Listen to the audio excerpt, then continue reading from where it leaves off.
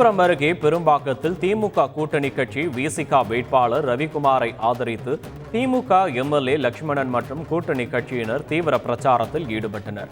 அப்போது பட்டாசு வெடித்து வரவேற்பளித்த திமுகவினர் எதிர் திசையில் திருக்கோயிலூரில் இருந்து வந்த பாமக மத்திய மாவட்ட செயலாளர் பாலசக்தி காரின் மீது பட்டாசுகளை வீசியதால் பரபரப்பு ஏற்பட்டது.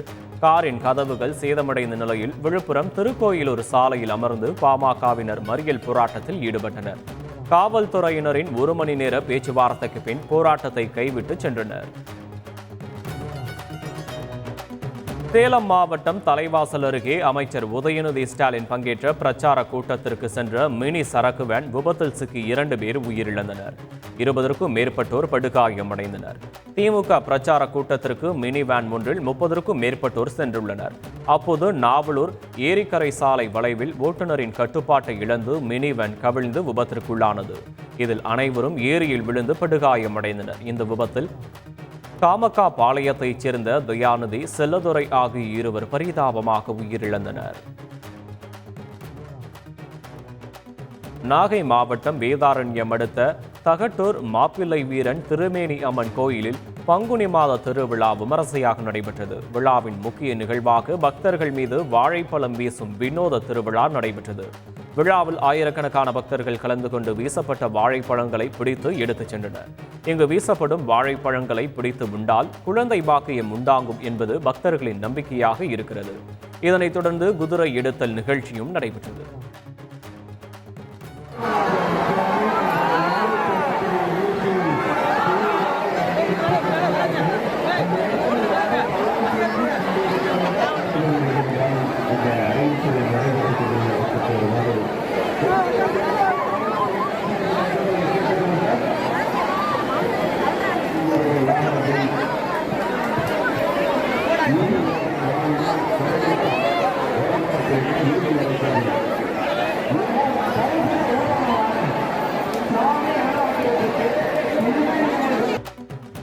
ஈரோடு சூரம்பட்டி பகுதியில் உள்ள டாஸ்மாக் கடையை அகற்றாவிட்டால் வரும் நாடாளுமன்ற தேர்தலை புறக்கணிக்கப் போவதாக கூறி அப்பகுதி மக்கள் அறிவிப்பு பேனர் வைத்து கருப்பு கொடி கட்டி உள்ளனர். டாஸ்மாக் கடைக்கு செல்பவர்கள் மது குடித்துவிட்டு பொது இடத்தில் அநாகரிகமாக நடந்து கொள்வதால் பல இன்னல்களுக்கு உள்ளாவதாக தெரிவித்துள்ள அப்பகுதி மக்கள் டாஸ்மாக் கடையை உடனடியாக அகற்ற வேண்டும் என்று கோரிக்கை விடுத்துள்ளனர். விருதுநகர் மாவட்டம் ராஜபாளையம் அருகே தேர்தல் பறக்கும் படை அதிகாரிகள் வாகன சோதனையில் ஈடுபட்டனர். அப்போது இருசக்கர வாகனத்தில் வந்த மதிவாணன் என்பவரிடம் உரிய ஆவணங்கள் இல்லாததால் 1,95,000 ரூபாய் பறிமுதல் செய்யப்பட்டது. இதேபோல் முத்துகிருஷ்ணன் என்பவரிடம் 1,38,000 ரூபாய் பறிமுதல் செய்யப்பட்டது. திருச்சி மாவட்டம் லால்குடி அருகே அன்பில் மாரியம்மன் கோயிலில் பங்குனி தேரோட்டம் விமரிசையாக நடைபெற்றது. ஸ்ரீரங்கம் அரங்கநாத சுவாமி கோயிலின் உப கோயிலான இக்கோயிலில் வருடந்தோறும் பங்குனி தேரோட்ட விழா நடைபெறுவது வழக்கம். பங்குனி மாத தேரோட்டத்திற்கான கொடியேற்றம் கடந்த மார்ச் 31ஆம் தேதி கொடியேற்றத்துடன் தொடங்கியது. விழாவின் முக்கிய நிகழ்வாக நடைபெற்ற தேரோட்டத்தில் லால்குடி சுற்றுவட்டார பகுதிகளில் திரளான பக்தர்கள் பங்கேற்று தேரை வடம் பிடித்து இழுத்தனர். மதுரை மேலூர் அருகே நாகப்பன்சுவல் பட்டியில் 2 ஆண்டுகளுக்கு பிறகு பாரம்பரிய மீன்பிடி திருவிழா கோலாகலமாக நடைபெற்றது.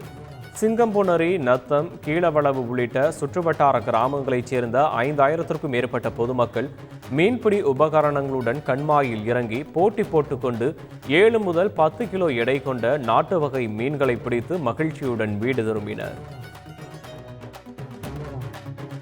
மதுரை மேலூர் அருகே முறையாக குடிநீர் வழங்காத நகராட்சி நிர்வாகத்தை கண்டித்து காலி குடங்களுடன் 100க்கும் மேற்பட்ட பெண்கள் மேலூர் திருப்புவனம் சாலையில் அமர்ந்து மறியல் போராட்டத்தில் ஈடுபட்டனர். இதனால் 2 மணி நேரத்திற்கும் மேலாக போக்குவரத்து பாதிப்பு ஏற்பட்டது.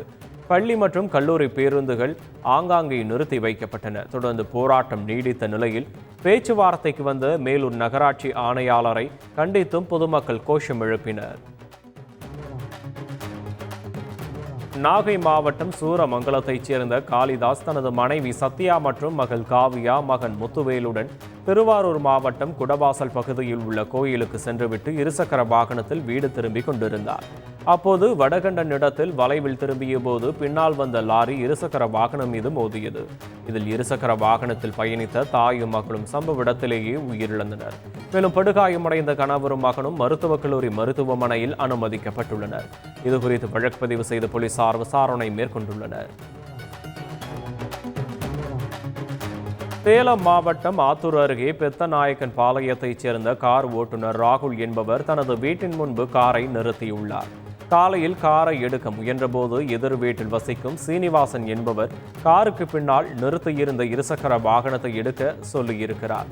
இதனால் சீனிவாசன் மனைவி சத்யா மற்றும் சத்யாவின் தாய் ராகுலிடம் தகாத வார்த்தையில் வாக்குவாதத்தில் ஈடுபட்டதாக கூறப்படுகிறது. தொடர்ந்து வாக்குவாதம் முற்றிய நிலையில் ராகுலின் தலையில் சத்யாவின் தாய் கட்டையால் அடித்திருக்கிறார். பின்னர் அரிவாள் மனையால் சத்யா ராகுலின் கையை வெட்டியிருக்கிறார். ராகுலை மீட்ட அக்கம்பக்கத்தினர் மருத்துவமனையில் சேர்த்தனர். இதையடுத்து ராகுலின் மனைவி கவிதா அளித்த புகாரின் பேரில் சத்யா மற்றும் அவரது தாயாரை மீது வழக்கு பதிந்து காவல் நிலையத்திற்கு அழைத்து சென்று விசாரணை மேற்கொண்டுள்ளனர். தெலுங்கு வருடப்பிறப்பான உகாதி பண்டிகையை முன்னிட்டு ஆந்திர மாநிலம் ஸ்ரீ காளஹஸ்தி சிவன் கோயில் வண்ண மலர்களாலும் மின் விளக்குகளாலும் அலங்கரிக்கப்பட்டிருந்தது. ஸ்ரீ காளஹஸ்தீஸ்வர சுவாமி தேவஸ்தானத்தில் உள்ள அலங்கார மண்டபத்தில் சுவாமி அம்பாளுக்கு சிறப்பு அபிஷேகம் செய்யப்பட்டு தீபாராதனை காண்பிக்கப்பட்டது. பின்னர் பக்தர்களுக்கு உகாதி பச்சடி பிரசாதமாக வழங்கப்பட்டது. மேலும் கோயில் அருகே உள்ள பக்த கண்ணப்பர் கோயிலுக்கு சிவன் கோயில் சார்பில் சீர்வரிசை பொருட்கள் ஊர்வலமாக கொண்டு செல்லப்பட்டு பக்த கண்ணப்பர் கோயில் அர்ச்சகரிடம் வழங்கப்பட்டது.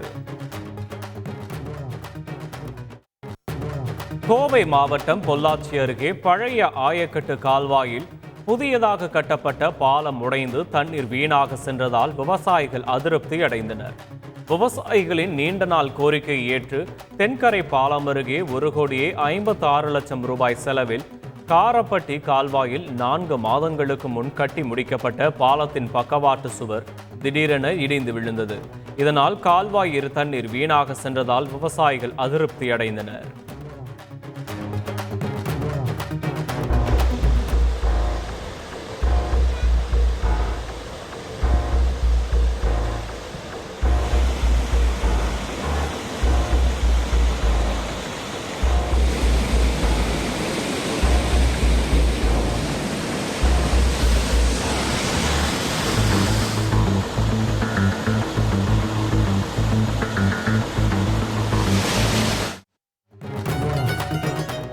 திருவள்ளூர் மாவட்டம் சிறுவாபுரியில் உள்ள பாலசுப்பிரமணிய சுவாமி கோயிலுக்கு தொடர்ச்சியாக 6 வாரங்கள் சென்று நெய் தீபம் ஏற்றி வழிபட்டால் வேண்டுதல் நிறைவேறும் என்பது பக்தர்களின் நம்பிக்கையாக உள்ளது. யுகாதி பண்டிகை விடுமுறை தினத்தில் கோயிலில் பக்தர்கள் கூட்டம் அலைமோதியது. இந்நிலையில் பிரபல திரைப்பட நடிகர் யோகி பாபு சிறுவாபுரி முருகன் கோயிலில் சிறப்பு தரிசனம் செய்தார். கோயிலில் வழிபாடு செய்த யோகி பாபுவுடன் பக்தர்கள் ஆர்வமுடன் செல்ஃபி புகைப்படம் எடுத்துக் கொண்டனர்.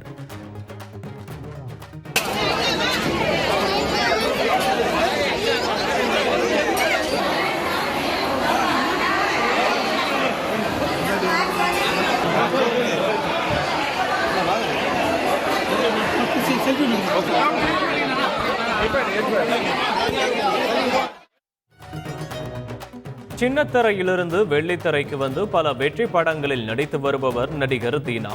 சமீபத்தில் ஜிவி பிரகாஷ் நடிப்பில் வெளியான கல்வன் படத்தில் தீனா முக்கிய கதாபாத்திரத்தில் நடித்துள்ளார். இந்த படம் ரசிகர்களுடைய நல்ல வரவேற்பை பெற்றது. இந்நிலையில் நடிகர் தீனாவின் சொந்த ஊரான திருவாரூர் மாவட்டம் நாரணமங்கலத்தைச் சேர்ந்த ஒட்டுமொத்த கிராம மக்களும் திருவாரூரில் உள்ள திரையரங்கில் கல்வன் படத்தை கண்டு ரசித்தனர். நடிகர் தீனா பல வெற்றி படங்களில் நடித்து ஊருக்கு பெருமை சேர்ப்பார் என கிராம மக்கள் தெரிவித்தனர். மதுரை சித்திரை திருவிழாவில் கள்ளழகர் ஆற்றில் இறங்கும் நிகழ்ச்சிக்காக வைகை அணையிலிருந்து வரும் 19ஆம் தேதி தண்ணீர் திறக்க பொதுப்பணித்துறையினர் முடிவு செய்துள்ளனர். 71 அடி உயரம் கொண்ட வைகை அணையின் நீர்மட்டம் தற்போது 60 அடியாக உள்ளது. இந்த மாதம் 23ஆம் தேதி பிரசித்தி பெற்ற கள்ளழகர் ஆற்றில் இறங்கும் விழா நடைபெறுகிறது.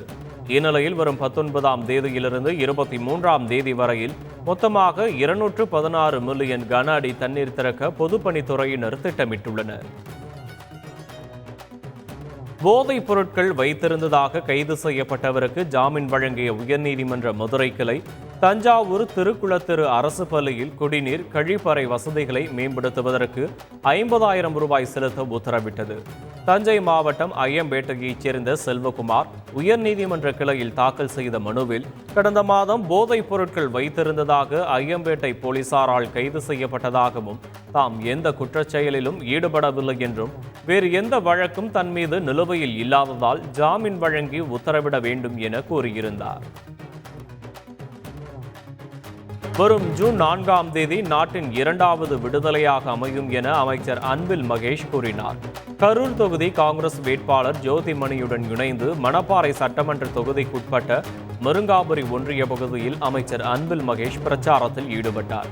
எண்டப்புலி கிராமத்திற்கு சென்று வாக்கு சேகரித்த வேட்பாளர் ஜோதிமணிக்கு உற்சாக வரவேற்பளித்த பெண்கள் தங்களுடன் சேர்ந்து கும்மி அடிக்குமாறு கேட்டுக்கொண்டனர். அவர்களுடன் சேர்ந்து கும்மி அடித்து வித்தியாசமான முறையில் வாக்கு சேகரித்தார். ஓசூர் அருகே வனப்பகுதியில் அத்துமீறி நுழைந்து தீ வைத்த சம்பவத்தில் ஒருவர் கைது செய்யப்பட்டார். தேன்கனிக்கோட்டை வனச்சரகத்திற்கு உட்பட்ட ஐயூர் உள்ளிட்ட பகுதிகளில் தொடர்ந்து தீ விபத்து ஏற்பட்டு வந்தது. இதனால் அரிய வகை மரங்கள், செடி கொடிகள் சேதமடைந்தன. ரோந்து பணிகளை தீவிரப்படுத்திய வன அதிகாரிகள் வனப்பகுதியில் தீ வைத்ததாக கன்னிகாபுரம் கிராமத்தைச் சேர்ந்த மல்லேசப்பா என்பவரை கைது செய்தனர். அத்துமீறி நுழைந்து வனப்பகுதிகளில் தீ விபத்து ஏற்பட காரணமாக இருப்பவர்கள் மீது கடும் நடவடிக்கை எடுக்கப்படும் என அதிகாரிகள் எச்சரிக்கை விடுத்துள்ளனர். செய்திகளை உடனுக்குடன் தெரிந்து கொள்ள உடனே சப்ஸ்கிரைப் பண்ணுங்க.